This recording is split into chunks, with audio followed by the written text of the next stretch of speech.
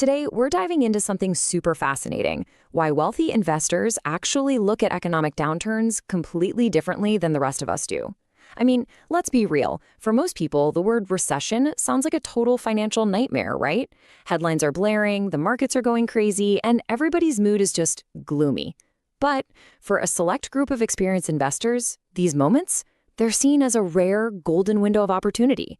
So over the next few minutes, we're going to unpack exactly how recessions create these incredible investment opportunities, purely for educational purposes, of course.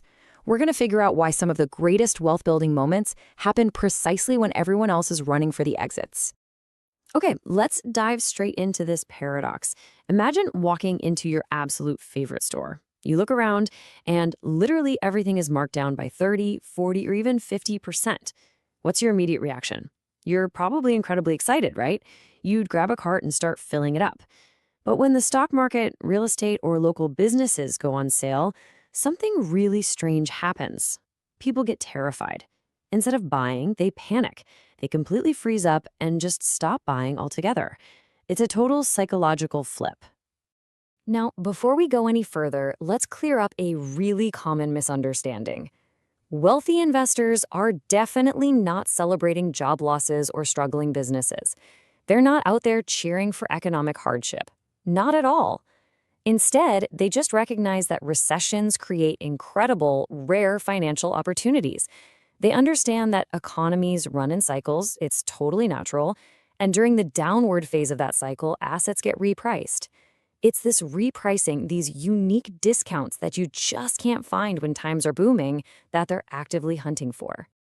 To really grasp this, we have to compare the two environments. So during a booming economy, everybody feels confident. People are throwing money around, businesses are expanding, and because of that, stock and real estate prices just keep climbing. Everything gets way more expensive because all that confidence drives asset prices sky high. But a recession flips the script. Consumer spending slows down. Companies make less money. The news turns incredibly negative, and fear just spreads like wildfire.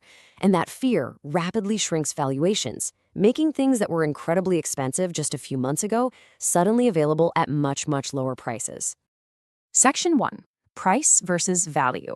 So the crucial point we have to understand here is that when fear takes over the market, prices can plummet way, way faster than the actual underlying value of a business.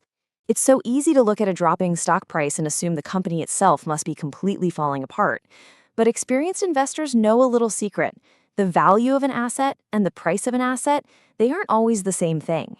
Price is simply what you pay, which is usually driven by whatever mood the market is in that day. But value is what the asset is actually worth based on its real ability to generate money. And here is a brilliant way to illustrate the point.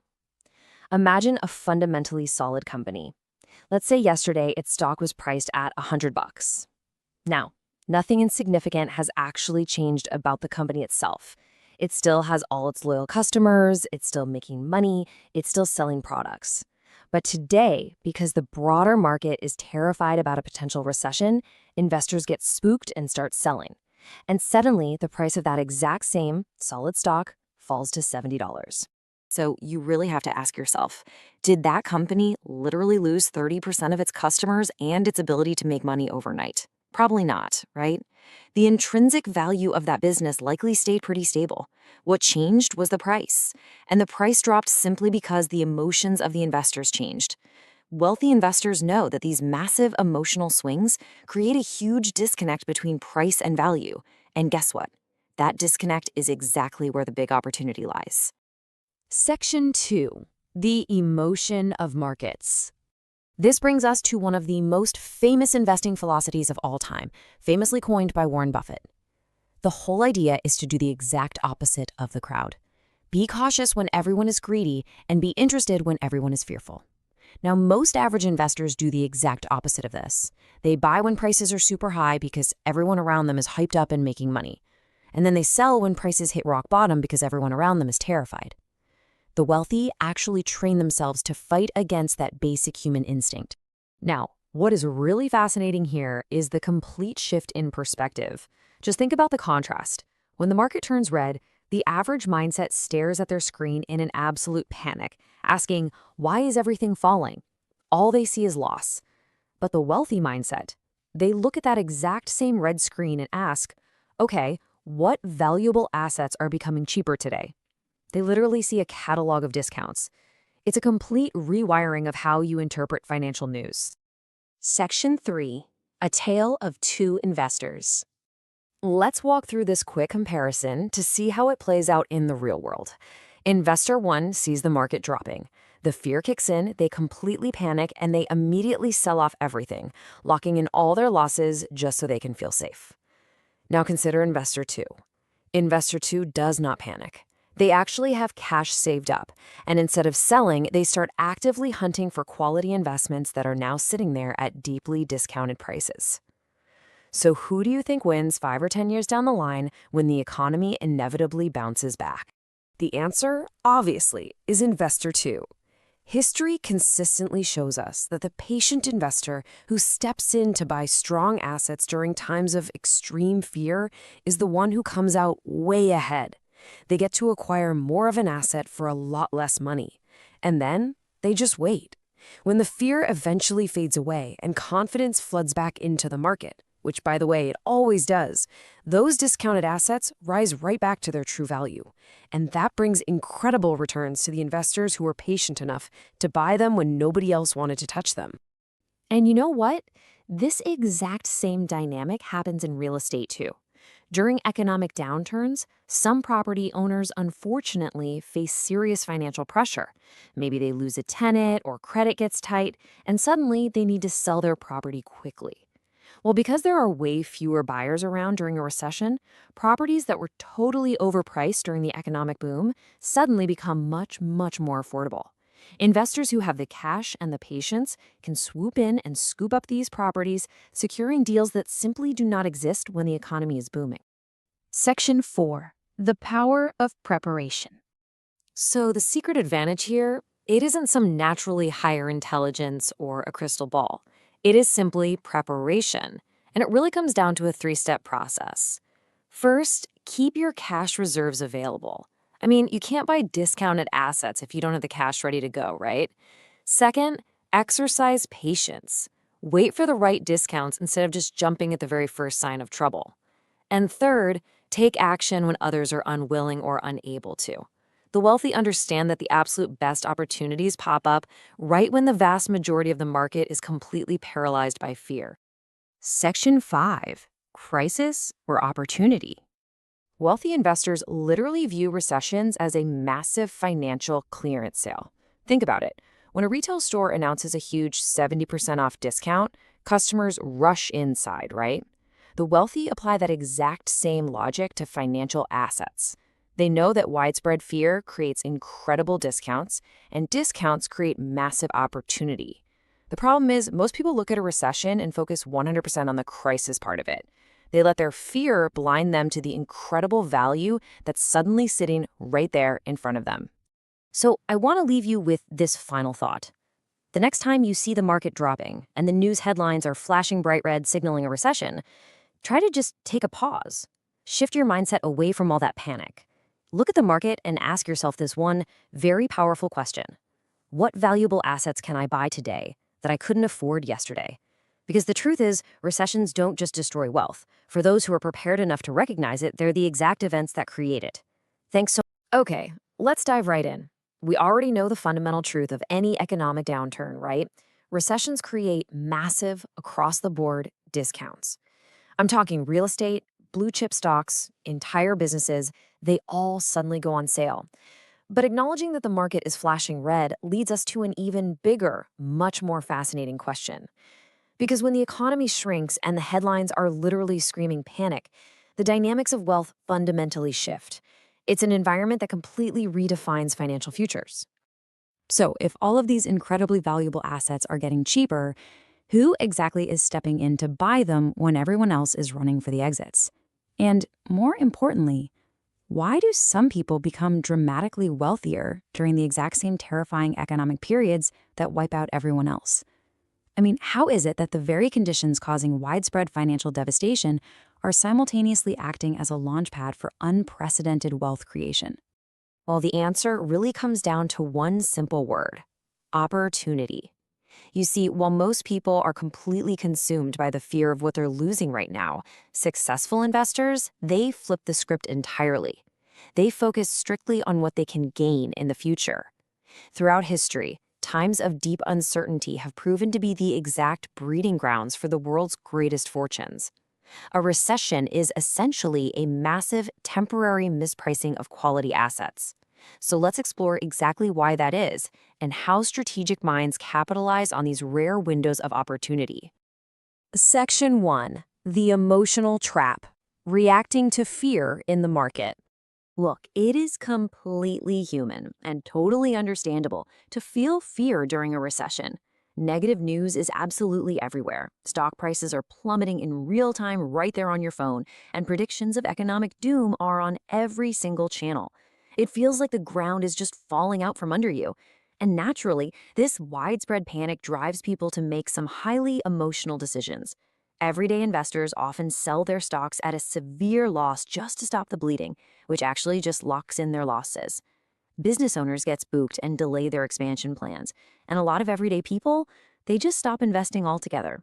They pull whatever money they have left out of the market to hide it under a proverbial mattress. Fear is an incredibly powerful emotion, and it forces us into this defensive, survival-based mindset that really clouds our judgment. And honestly, this emotional reaction is the exact dividing line between the average person and the wealthy investor.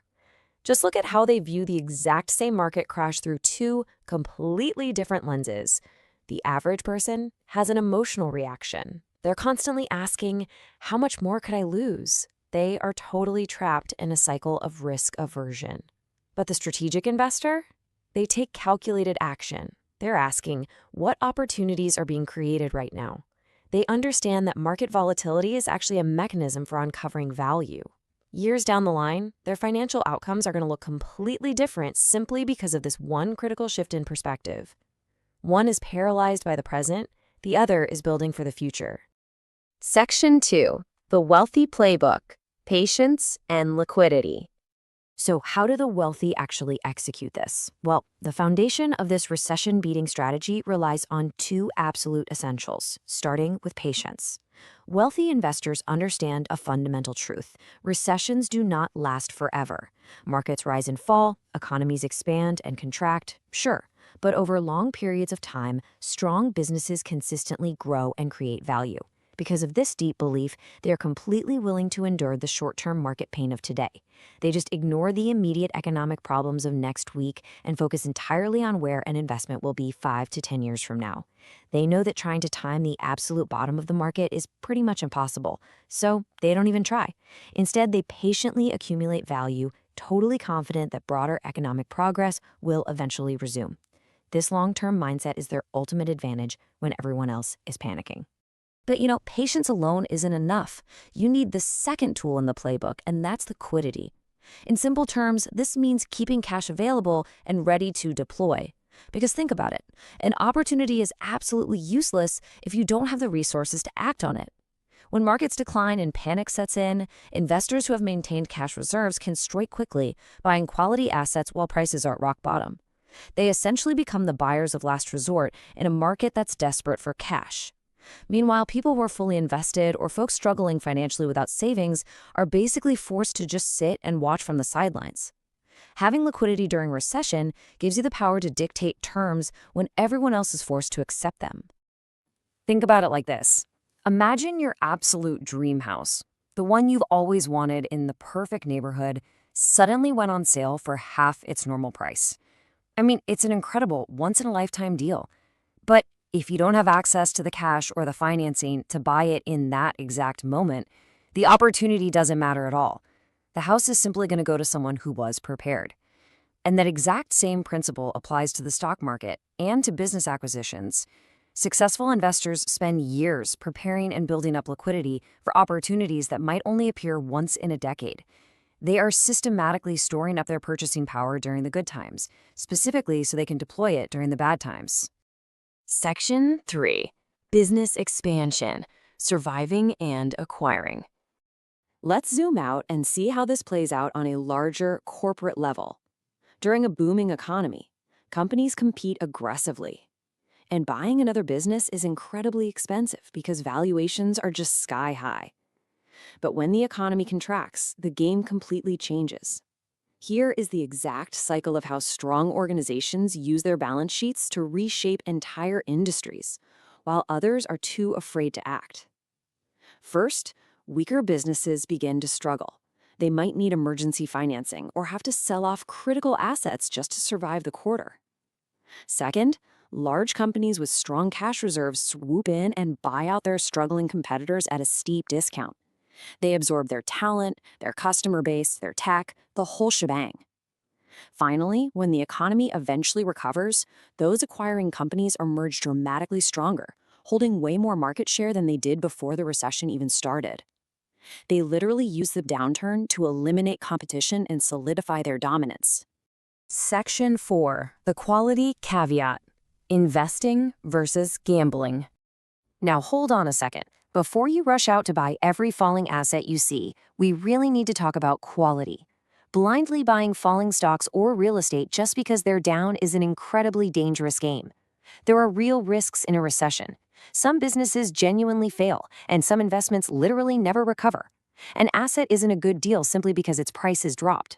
So the absolutely crucial point here is this golden rule. The goal is not to buy cheap things. The goal is to buy valuable things at attractive prices. That is exactly what separates smart, strategic investing from mere gambling. Because a cheap price on a fundamentally broken business is a trap, not an opportunity. Wealthy investors aren't just bargain hunting in the trash bin.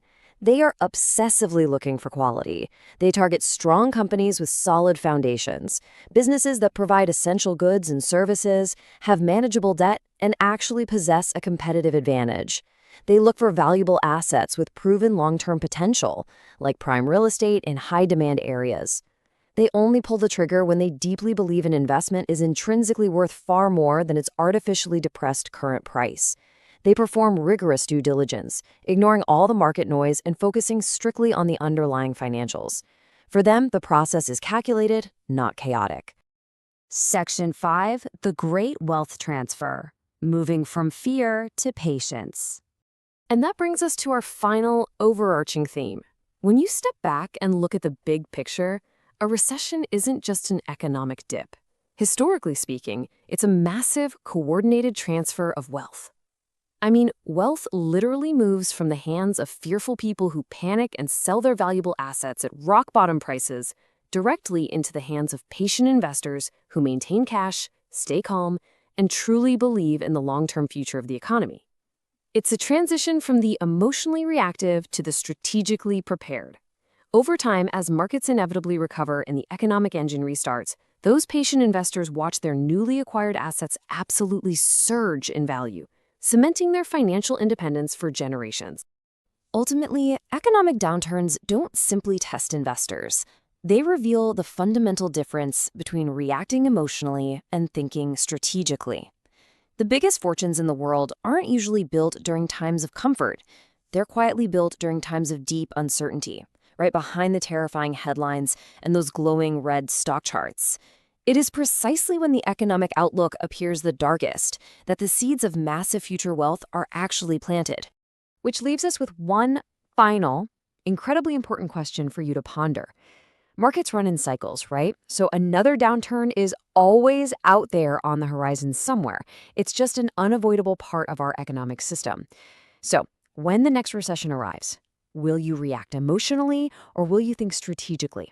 Will you focus on the fear or will you be prepared with the patience, the education, and the liquidity to finally seize the opportunity? Because financial literacy isn't just about knowing what to buy, it's about mastering your own mindset when everyone else is losing theirs.